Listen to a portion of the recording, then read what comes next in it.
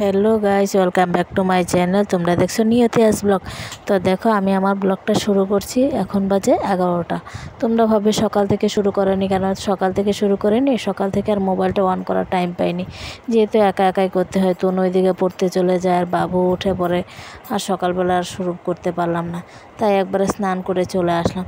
তো স্নান করে চলে আসলাম, তখন আবার তেল সিঁদুর দিয়ে তারপরে একদম রেডি হয়ে গেছি। তারপরে দেখো একবারে রান্না বসাবো। তো রান্না বসাবো, মানে আমি কিন্তু আজকে সবজি কাটিনি, আমার বরমশাই কেটেছে।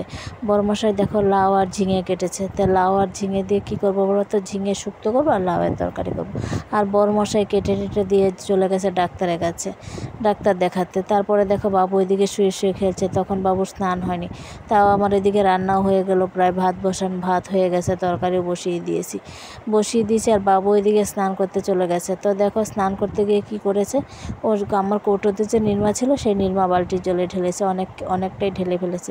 কী আর করবো, ঢেলে ফেলেছে, মারলে তো আর আসবে না, তো আর মারিনি। তারপরে দেখো সকালবেলা যে কাপড়গুলো ধুয়ে রেখেছিলাম সেগুলো মেলে দিচ্ছি। সকালবেলা আর মেলা হয়নি, তাই এখন মেলে দিচ্ছি। তো কাপড়গুলো মেলে আবার শুকনো কাপড়গুলো উঠিয়ে নিচ্ছি। তারপরে দেখো একবারে চলে আসলাম সন্ধ্যাবেলা দেখো বাবুকে পড়াতে বসছি। তো বাবুকে পড়াতে তো বসছি, কিন্তু পড়ছে তো না। অনেক কষ্টে সৃষ্টে অনেক খেলাধুলার মাধ্যমে ওকে পড়াতে হচ্ছে, যেহেতু স্কুল থেকে হোমওয়ার্ক দিচ্ছে সেগুলো তো করাতে হবে।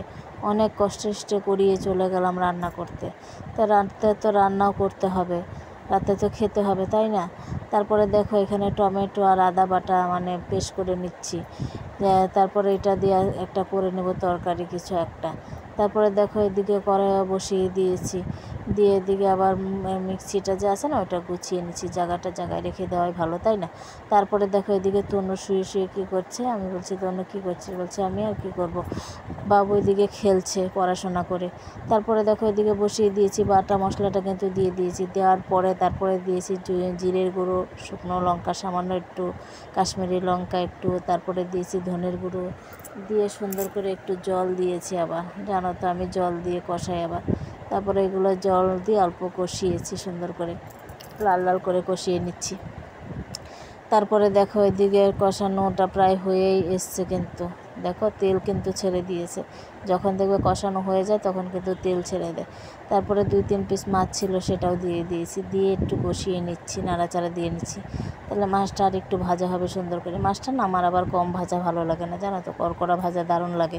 তারপরে দেখো কষিয়ে তারপরে এখানে একটু দিয়ে দিলাম সামান্য একটু জল, যেহেতু এটা এত ঝোল হবে না, মাখা হবে, তাই বেশি ঝোল দিলাম না, কিন্তু অল্প সামান্যই দিয়েছি। দিয়ে তারপরে না রান্না টান্না করে না এবার চলে গেছিলাম একটু ছাদে। তো ছাদে গিয়ে না একটু বসেছি, যেহেতু গরম ছিল, হাওয়া ছাদে কিন্তু ভালোই হাওয়া ছিল। তারপরে একবারে চলে আসলাম রাত্রে, এসে একদম স্নান টান করে ঘরে ঢুকে পড়লাম। ঢুকে পরে দেখলাম যে বিছানাটা গোছানো হয় নাই, তো বিছানাটা গুছিয়ে ফেললাম, যেহেতু বরমশাই আবার কাজ থেকে চলে আসবে। তো একদম বিছানা টিছানা গুছাতে বাবু আবার খেলতে বাইরে চলে গেছে। তো আমি এদিকে আরামে বিছানাটা গোছালাম সুন্দর করে।